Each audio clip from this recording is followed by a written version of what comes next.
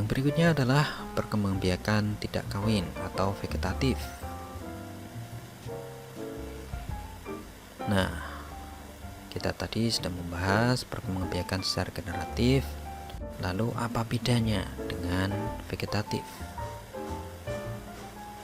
Nah, secara umum perbedaannya adalah perkembangbiakan secara generatif terdapat peleburan sel kelamin jantan dan betina, sedangkan pada vegetatif tidak mengalami peleburan sel kelamin jantan dan betina.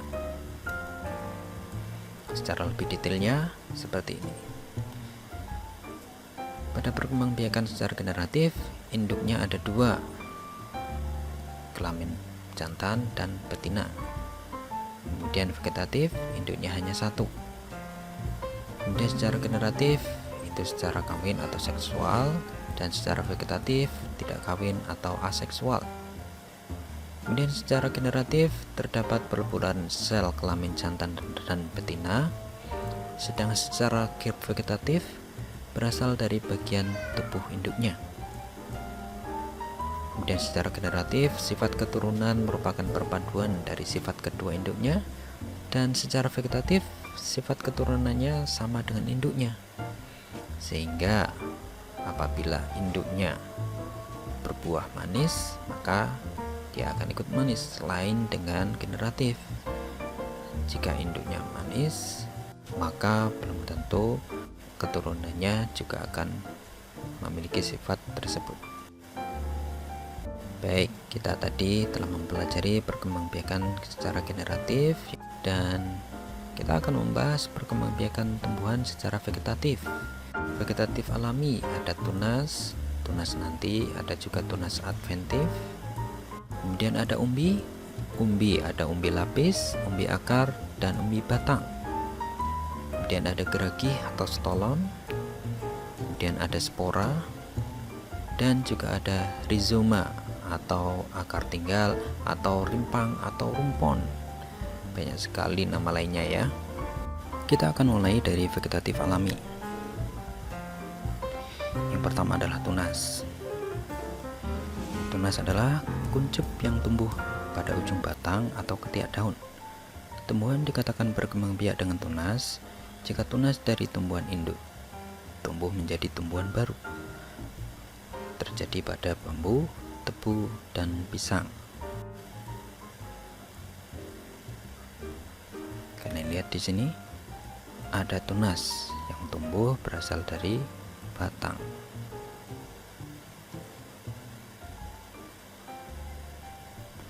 Yang berikutnya ada pula tunas yang lain. Ini juga tunas, namun tunas adventif. Ini berbeda karena tunasnya tidak tumbuh berasal dari batang. Nah, yang pertama tunas daun. Pada tunas ini, pada tepi daun terdapat tunas yang dapat tumbuh bila diletakkan di tanah gembur. Contohnya pada cocer bebek atau begonia. Kemudian ada pula tunas akar, tunas adventif juga, yang terjadi pada kesemek, pohon sukun, atau pohon cemara. Kalian bisa lihat di sini, tunas ini tumbuh bukan dari batang, akan tetapi dari akarnya. Kemudian umbi lapis.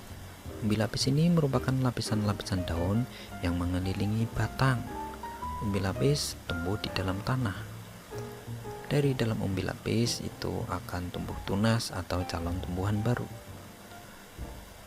Contohnya seperti yang terjadi pada bunga bakung, bunga tulip, atau bawang merah. Yang berikutnya ada pula umbi batang. Umbi ini merupakan batang yang tumbuh menggembung di dalam tanah. Umbi batang berfungsi untuk menyimpan cadangan makanan juga. Nah, kalau kalian lihat di sini ada kentang. Nah, yang kita manfaatkan dari kentang itu adalah umbinya. Demikian juga dengan umbi jalar dan juga keladi. Yang berikutnya adalah geragi. yaitu batang yang menjalar pada permukaan tanah, seperti pada stroberi.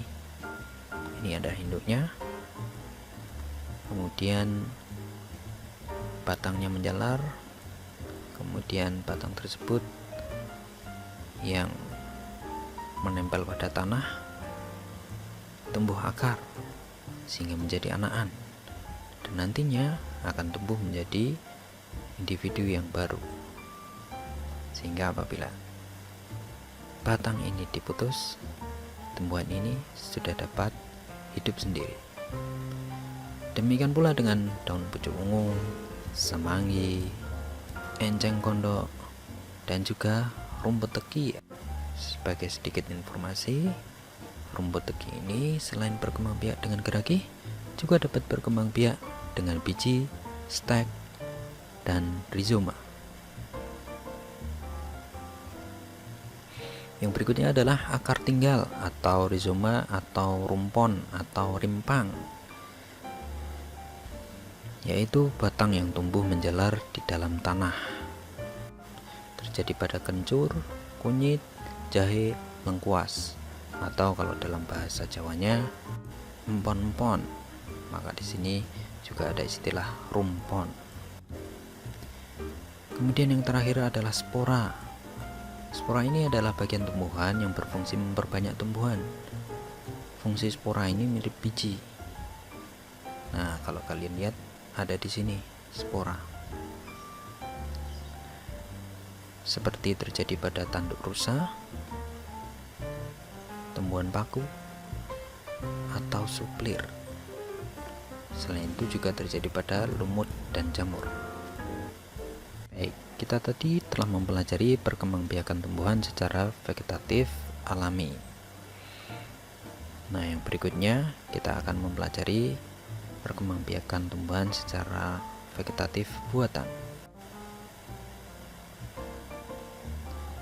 Yang pertama adalah stek, yaitu dengan menancapkan. Kita tinggal memotong batang atau akar atau daunnya sesuai jenis tumbuhannya, lalu kita tancapkan dan akan tumbuh tumbuhan baru. Nah, stek batang misalnya pada sirih, ketila pohon, dan mawar, kita tinggal potong batangnya dan tancapkan.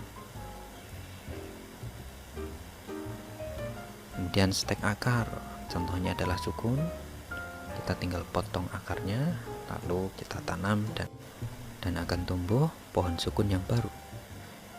Kemudian stek daun, misalnya pada cocor bebek, kita tadi sudah tahu dia mengalami perkembangbiakan vegetatif alami berupa tunas daun, maka daunnya pun juga bisa kita stek.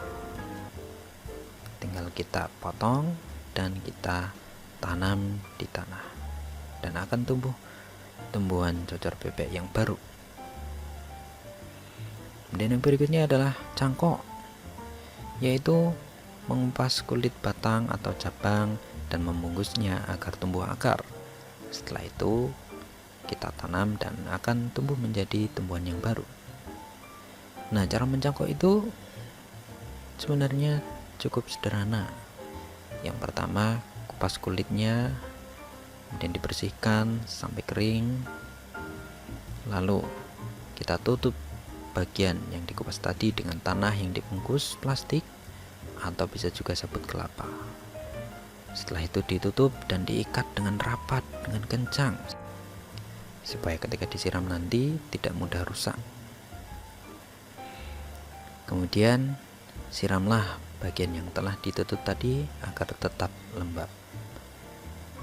Ketika sudah mencukupi waktunya, nanti bisa dipotong, kemudian ditanam dan tumbuh menjadi tumbuhan baru. Sebagai informasi, tumbuhan yang dapat dicangkok ini adalah tumbuhan yang berkayu, dan sebaiknya diameter batangnya sudah optimal, lebih dari 5 cm. Mencangkok ini memiliki kelebihan dan kekurangannya, yaitu yang pertama, keuntungannya adalah berbuah lebih cepat daripada dikembangkan dengan generatif atau secara kawin, dan juga memiliki sifat yang sama dengan induknya, Apabila induknya berbuah manis, maka dia juga akan manis. Akan tetapi punya kekurangan, yaitu akarnya kurang kuat dan berumur lebih pendek, sehingga perawatannya harus lebih intensif. Yang berikutnya adalah mengenten atau menyambung.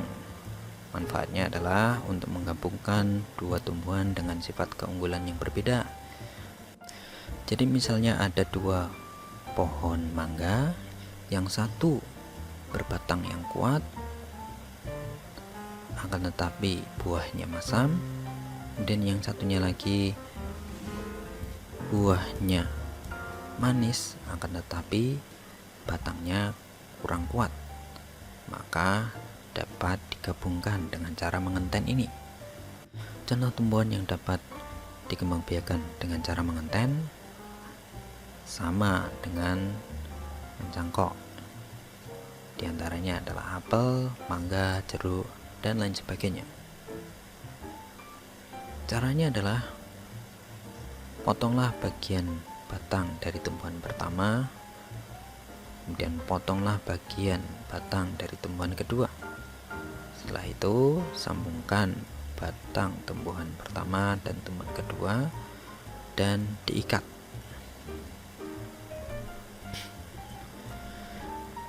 Yang berikutnya adalah okulasi atau menempel. Okulasi ini merupakan perkembangbiakan buatan dengan penempelan tunas satu tumbuhan ke batang tumbuhan yang lain dengan cara mengiris kulit batang yang akan ditempeli. Iris kulit batang yang memiliki tunas sebesar irisan batang yang akan ditempeli. Kemudian irisan yang memiliki tunas ditempel pada batang yang akan ditempeli. Kemudian potonglah bagian atas batang jika tunas telah muncul.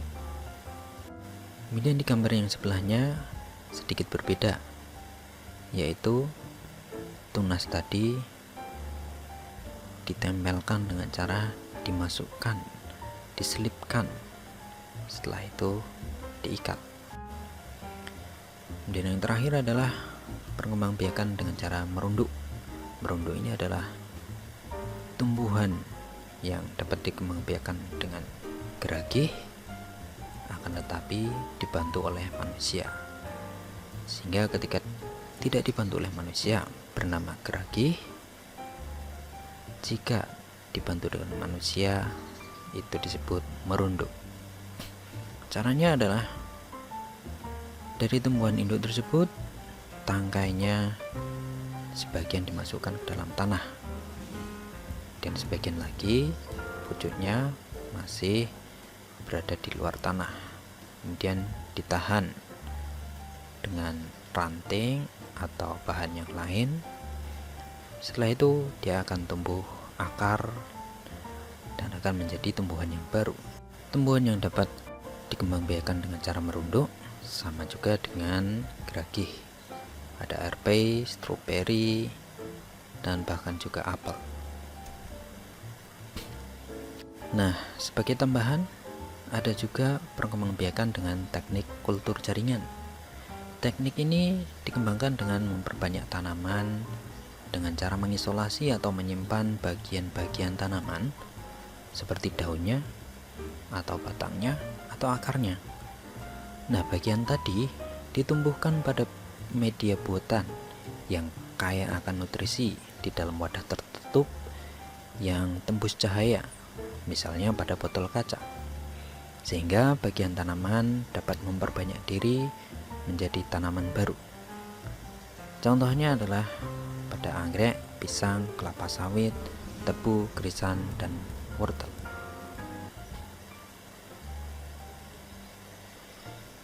Baik sahabat cerdas, tadi kita sudah mempelajari banyak hal terkait dengan perkembangbiakan pada tumbuhan. Semoga bermanfaat dan sampai jumpa dengan video yang berikutnya.